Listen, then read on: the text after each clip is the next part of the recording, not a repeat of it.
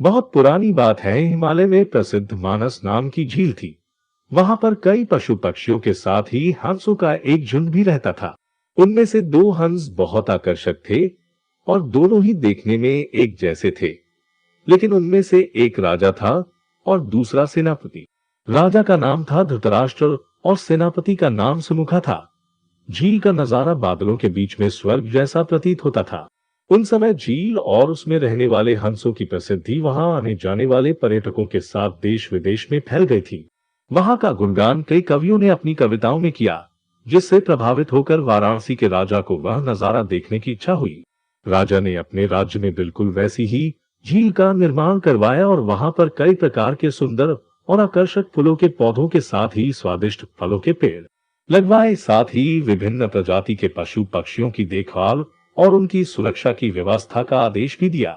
वाराणसी का ये सरोवर भी स्वर्ग जैसा सुंदर था, लेकिन राजा के मन में अभी उन दो हंसों को देखने की इच्छा थी जो मानस सरोवर में रहते थे। एक दिन मानस सरोवर के अन्य हंसों ने राजा के सामने वाराणसी के सरोवर जाने की इच्छा प्रकट की, लेकिन हंसों का राजा समझदार था। वह जानता था कि अगर वो वहां गए तो राजा उन्हें पकड़ लेगा। उसने सभी हंसों को वाराणसी जाने से मना किया, लेकिन वो नहीं माने। तब राजा और सेनापति के साथ सभी हंस वाराणसी की ओर उड़ चले। जैसे ही हंसों का झुंड उस झील में पहुंचा तो अन्य हंसों को छोड़कर प्रसिद्ध दो हंसों की शोभा देखते ही बनती थी। सोने की तरह चमकती उनकी चोंच, सोने की तरह ही नजर आते उनके पैर, और बादलों से भी ज्यादा सफेद उनके पंख हर किसी को अपनी ओर आकर्षित कर रहे थे। हंसों के पहुंचने की खबर राजा को दी गई।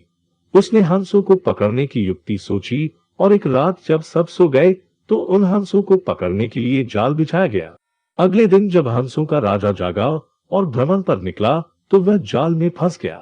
उसने तुरंत ही तेज आवाज में अन्य सभी हंसों को वहां से उड़ने और अपनी जान बचाने का आदेश दिया। अन्य सभी हंस उड़ गए, लेकिन उनका सेनापति सुमुखा अपने स्वामी को फंसा देखकर उसे बचाने के लिए वहीं रुक गया।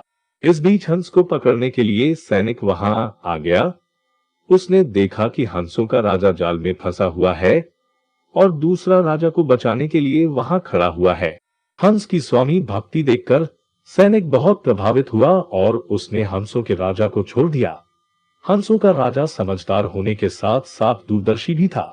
उसने सोचा कि अगर राजा को पता चलेगा कि सैनिक ने उसे छोड़ दिया है तो राजा इसे जरूर प्राणदंड देगा। तब उसने सैनिक से कहा कि आप हमें अपने राजा के पास ले चले। ये सुनकर सैनिक उन्हें अपने साथ राजदरबार में ले गया। दोनों हंस सैनिक के कंधे पर बैठे थे। हंसों को सैनिक के कंधे पर बैठा देखकर हर कोई सोच में पड़ गया। जब राजा ने इस बात का रहस्य पूछा तो सैनिक ने सारी बात सच सच बता दी। सैनिक की बात सुनकर राजा के साथ ही सारा दरबार उनके साहस और सेनापति की स्वामी भक्ति पर हैरान रह गया और सभी के मन में उनके लिए प्रेम जाग उठा। राजा ने सैनिक को माफ कर दिया और दोनों हंसों को आदर के साथ कुछ और दिन ठहरने का निवेदन किया। हंस ने राजा का निवेदन स्वीकार किया और कुछ दिन वहां रुककर वापस मानस झील चले गए। कहानी से सीख, किसी भी परिस्थिति में हमें अपनों का साथ नहीं छोड़ना चाहिए।